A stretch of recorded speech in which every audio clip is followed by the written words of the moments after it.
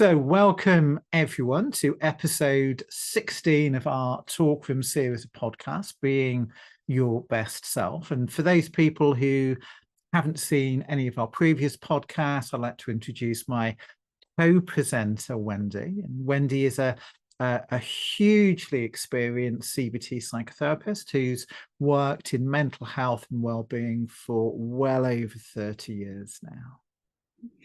Thank you very much, Ian, for that introduction. And for those who don't know you, Ian, you are a senior accredited member of the National Counselling and Psychotherapy Society, and also the founder member of Hope Therapy and Counselling Services, which is a counselling practice that operates throughout the south of England. Thank you, Wendy. So these podcasts look at the question of how to be your best self. We do that by looking at the question of mental health and well-being, but we also try to make it relevant to the times that we live in. So I understand we're going to be talking about this really important subject and often devastating subject of panic disorders today, panic attacks. Yes, certainly, Ian. And as people know, panic attacks can be very distressing and disruptive to people's lives. These panic attacks are intense periods of fear and discomfort that typically reach their peak within only a few minutes. So many people suffer from panic attacks, but there is also a mental health condition called panic disorder. And individuals with panic disorder, they often experience a whole range of anxiety symptoms, such as anticipatory anxiety or worrying about when the next panic attack might occur. And this can lead to really significant impairments in their daily functioning. So panic disorder, to summarize, is characterized by recurring and unexpected panic attacks. To have a diagnosis of panic disorder, there are certain criteria that needs to be followed. So the first thing is the idea of recurrent panic attacks, recurrent and unexpected. And the typical symptoms that you might experience is palpitations, a pounding heart or accelerated heart rate, sweating, trembling or shaking, sensations of shortness of breath, feeling of choking, chest pain or discomfort in that area. Nausea is common, feeling dizzy, lightheaded or faint, chills or even the opposite, heat sensations, numbness or tingling sensations, derealization, which is feeling detached from yourself, or depersonalization, where you feel like you're observing yourself as well. Lots of people have fear of losing control or going crazy, and even a fear of dying is actually quite common in panic disorder. And the other thing that people suffer from is they often worry about having future attacks. They become persistently concerned or worried about ongoing panic attacks, and also the consequences of having a panic attack. So losing control, fear of having a heart attack, a fear of going crazy.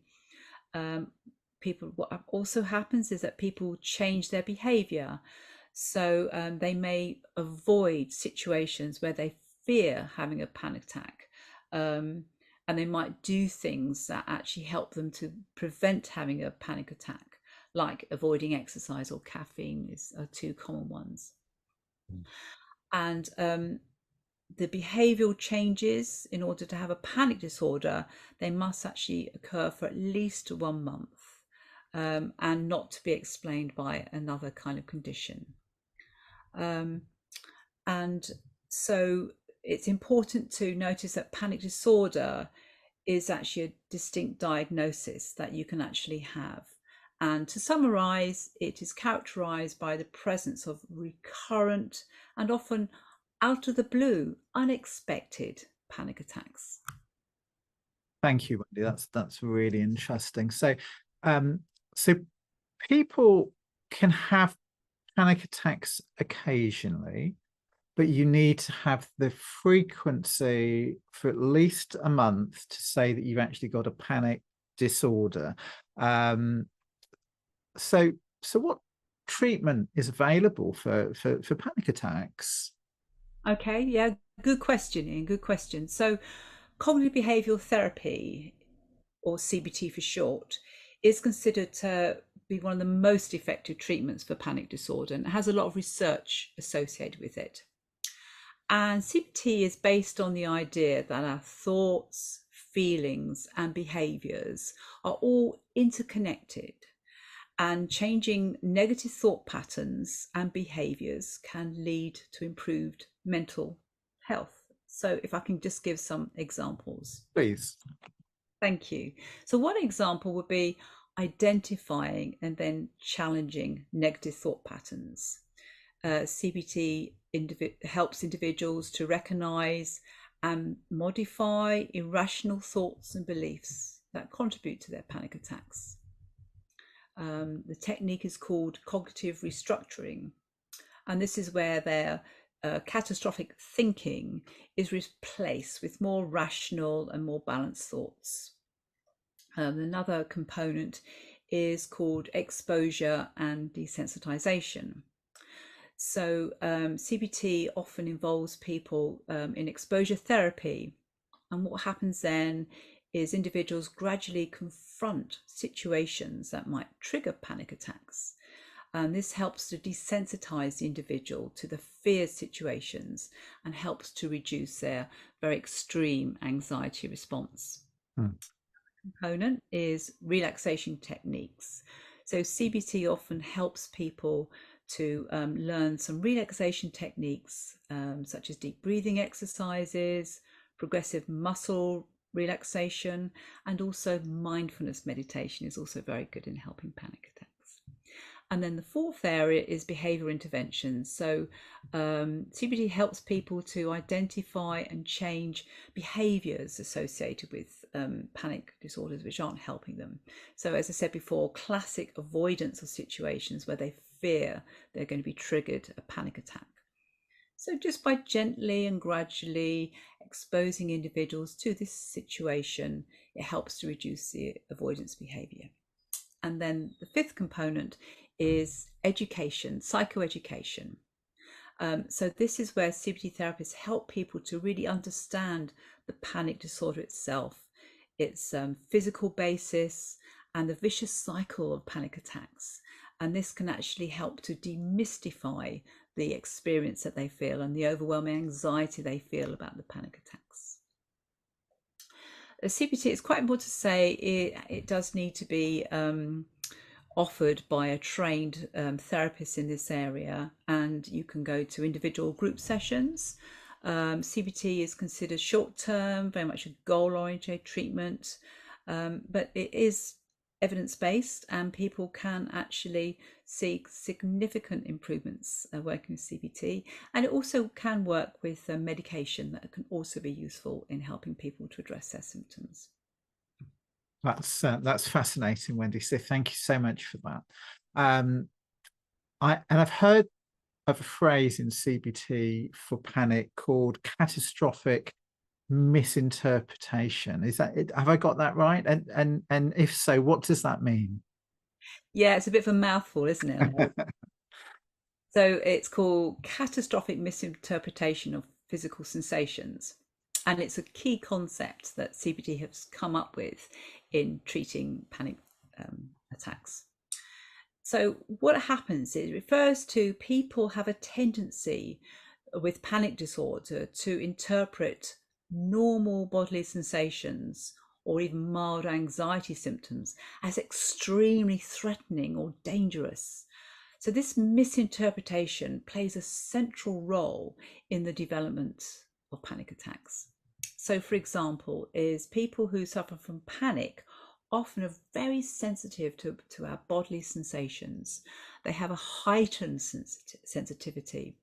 They can be acutely aware of changes in their physical state, say, such as an increase in heart rate, sweating, or shortness of breath. So, this is really important actually when you're sort of treating these things. And this misinterpretation is actually where they catastrophize. So, a very slight elevated heart rate might be interpreted as a heart attack, or shortness of breath as suffocation, or a tiny bit of dizziness as I'm bound to faint and collapse, and it's going to be really embarrassing. And often they have what is called cognitive biases. So these are thought patterns that are distorted and often very judgmental to the individual concerned.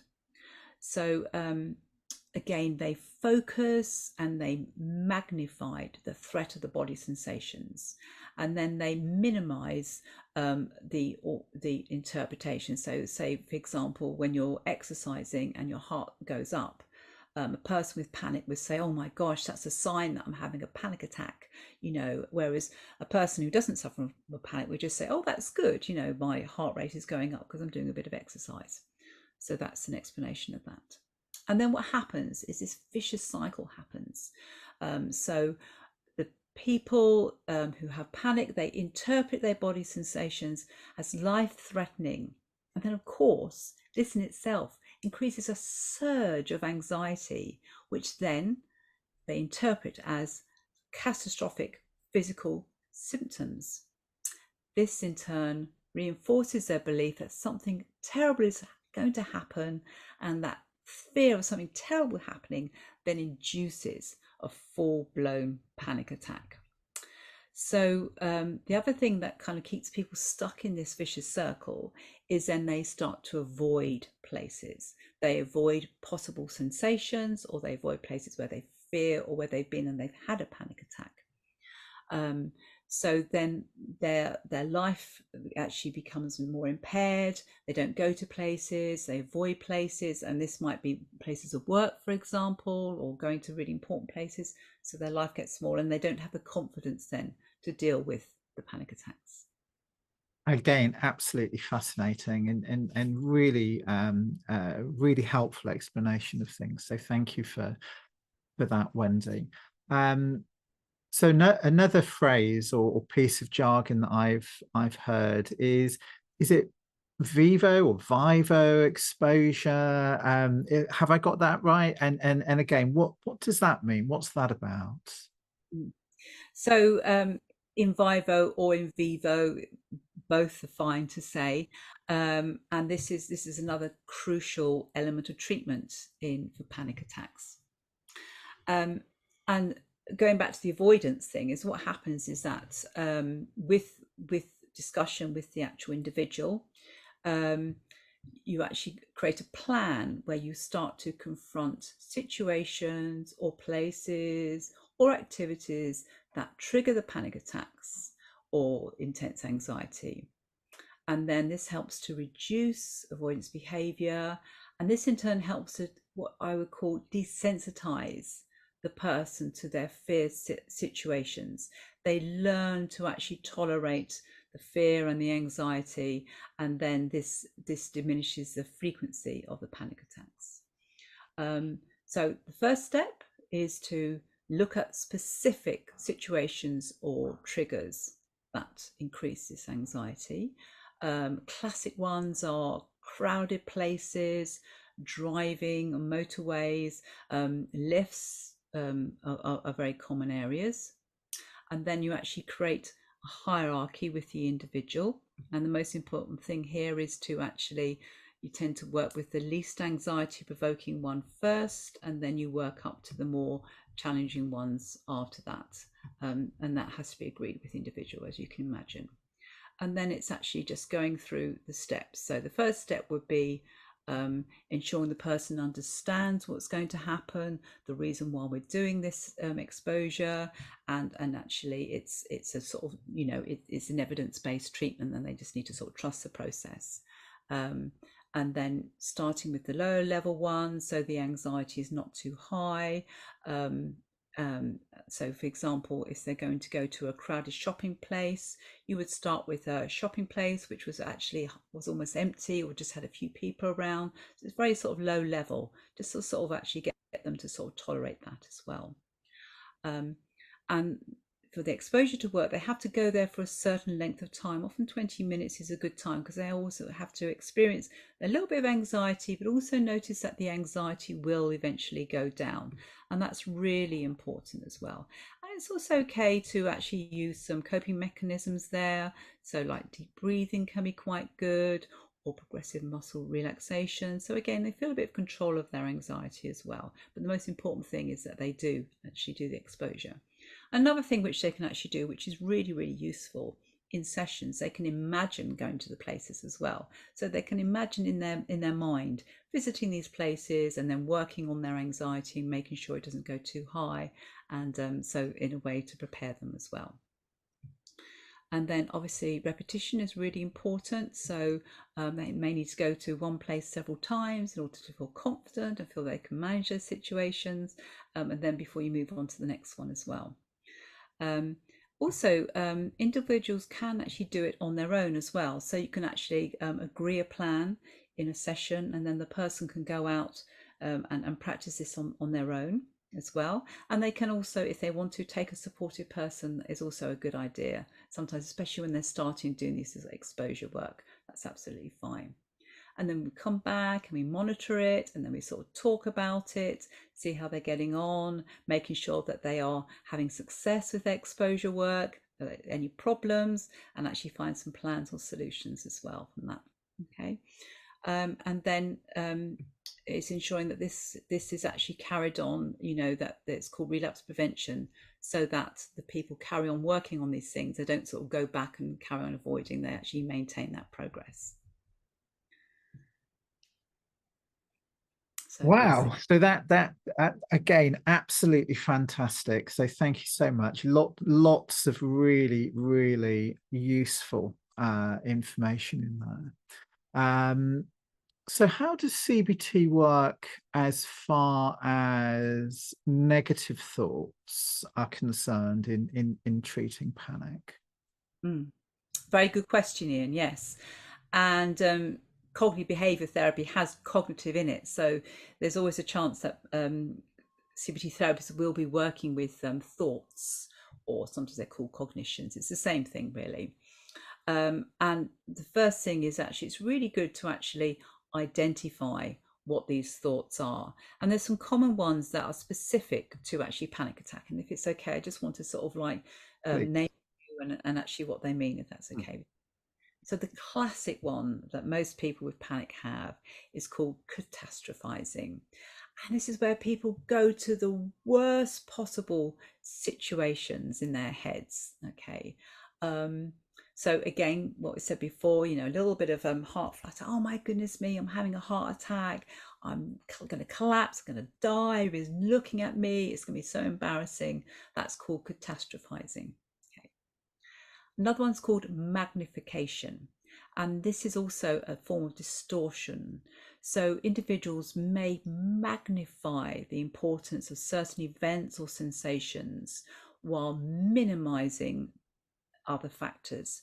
So they may magnify the significance of a tiny little skipped heartbeat while minimizing the fact that this is just a normal thing that most people have all the time and it's nothing to worry about. Another common thinking distortion that people with panic have is black and white thinking. So all or nothing terms, so that they're either a success or a failure. They're either useless or amazing. Often, if they have a panic attack, they go straight to an absolute useless failure for doing that, absolutely terrible, even if they have a little bit of mild anxiety. So very extreme black and white thinking. Another common one is called overgeneralization. So, for example, they may, if they have a bad experience in say a shopping center, for example, then they believe all shopping centres are places where they can feel anxiety. So they generalise to different places. Although if they have a panic attack at work, then everywhere at work, I'm bound to have a panic attack. Another common one is called personalisation. And this is where the person takes responsibility for events or situations that are beyond their control. They somehow feel terrible shame, or they blame themselves for having panic attacks. Again, that sort of self-attacking, useless failure kind of thoughts come into that. I'm a terrible person and I've really failed because I've had yet another panic attack. Hopefully you can hear that. It's very distressing. Mm. The next one is called emotional reasoning. And this is what happens then. If a person feels a certain way, then they think it is true. So if they actually feel fear during a panic attack, then they believe it might be a real event. It is actually happening, but really it's the misinterpretation of the physical symptoms which is causing the event. Because they feel fear, then there must be something fearful to have. Okay. Another one is called shoulds, musts, and oughts. So I should be able to handle this. I should be able to manage my anxiety. I should never feel anxious again is a common one. And you can hear these sort of, again, very self-critical shoulds, musts, and oughts. And actually just taking that away and actually having much more realistic expectations can really help an individual who is suffering from panic. And then the last sort of cognitive distortion you can have is called labeling and mislabeling. Okay, so this time they label themselves as being crazy for having a panic attack. Oh, this means I'm mad and I'm embarrassing and everything like that, and I'm embarrassing, or I'm a weak person from having panic. And as you can see, this actually just kind of makes them feel bad about themselves. Their self anxiety is worse, and they feel worse as a person. Is it okay, and if I just sort of give a few sort of tips on that and how Please, CBT? yeah, absolutely. This is fascinating, Wendy. Please. Okay, so again, CBT is very good at just kind of like noticing what the distorted thoughts are, labeling them, noticing them, writing them down. So that's sort of self-awareness of them and everything. And then CBT asks you to sort of like examine the evidence, almost as if you're in a courtroom. So what is the evidence that you're having a heart attack? Really get them to look at that and sort of challenge their understanding of these physical sensations. And then the next step is actually to look at alternative explanations why this happened, like example of it, like a little bit of a missing heartbeat. To actually, another alternative would be to say, well, that's actually a common thing that people have. It's something to worry about. It happens once in the blue moon. If you're actually worried, you can actually get your heart sort of monitored and checked out as well. But it's the interpretation of this little bit of a blip that actually causes that. So how else can we look at that situation? And then just keep on practicing, challenging the thoughts, looking for alternative explanations, looking for evidence and counter evidence, so that you actually sort of start to work on, reducing the catastrophic misinterpretation of these sensations. And you said earlier that these things need to be done by somebody experienced in CBT, and I'm really beginning to get a sense and understanding of the importance. There's an awful lot to this. So somebody that really has that experience sounds really important. Very, very comprehensive.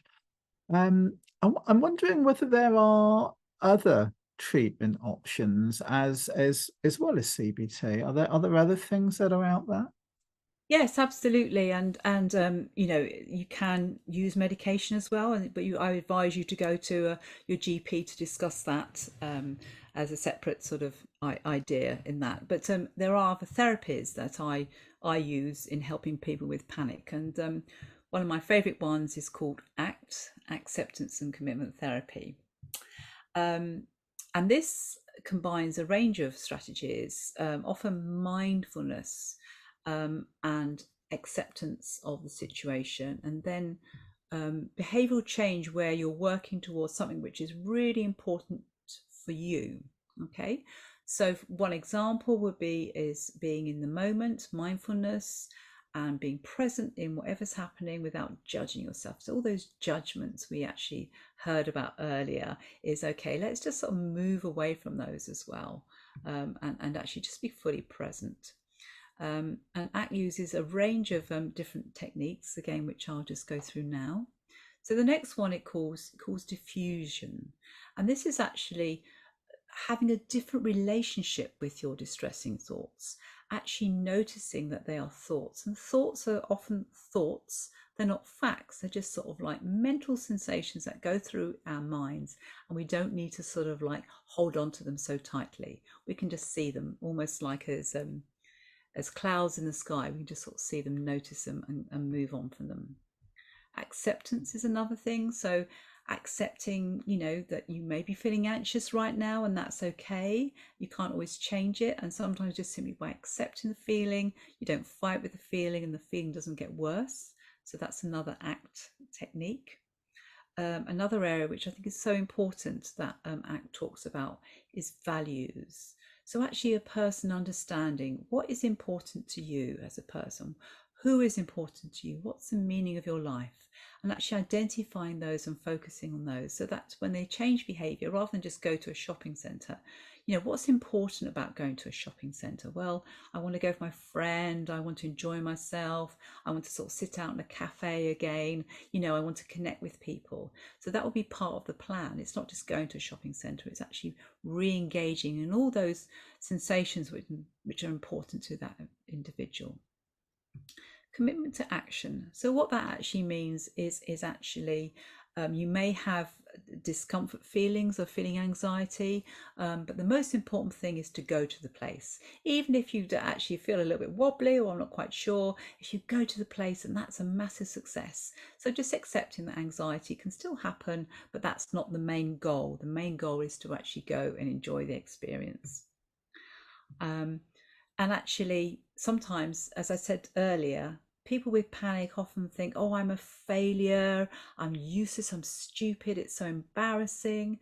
And it's actually sort of saying, well, you're just giving yourself those labels about yourself. And they're all, again, just sort of stories we tell ourselves, and actually just removing those ideas from ourselves and just sort of noticing, oh, I'm just telling myself I'm a failure. Doesn't mean I am a failure. I'm just having that conversation about that. So I think that's really good.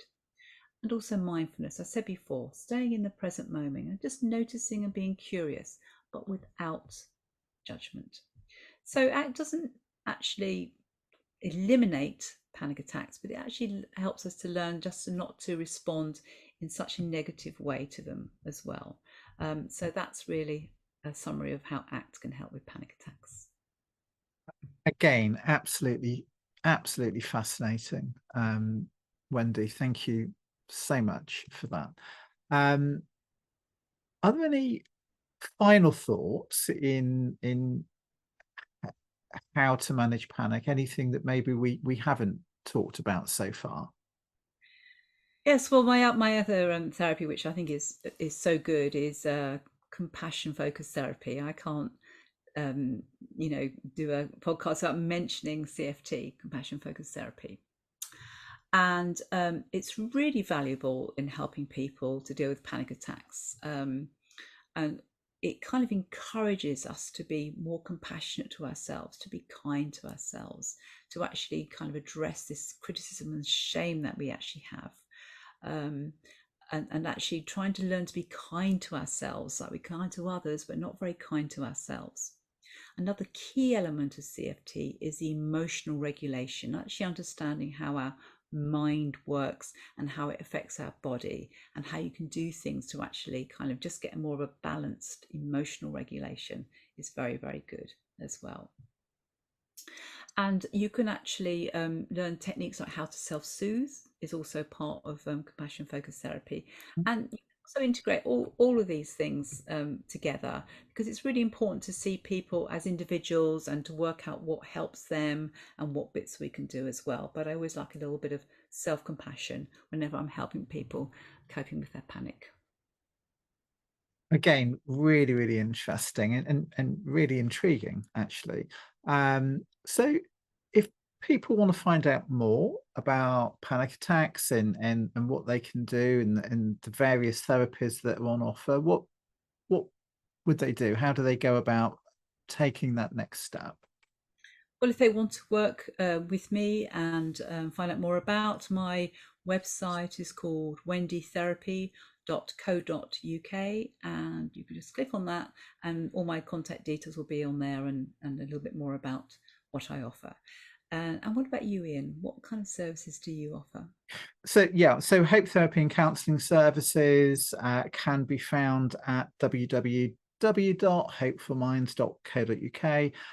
We have a whole team of people, many of which work with um, panic and other anxiety based disorders as well. So people are really welcome to get in touch. We do have a whole variety of free resources, blogs and podcasts, infographics about panic. But if they want to actually work with a member of the team, they're very, very welcome to reach out to us. So really just for me to thank you, Wendy, for the richness of everything that you've shared today. It's been absolutely fascinating listening to you. So much information, so much detail in there. I know that there'll be lots of people that found it absolutely fascinating. So thank you so much. And thank you to our listeners for tuning in and listening. And hopefully we'll be back very shortly to talk about the next thing that we have lined up.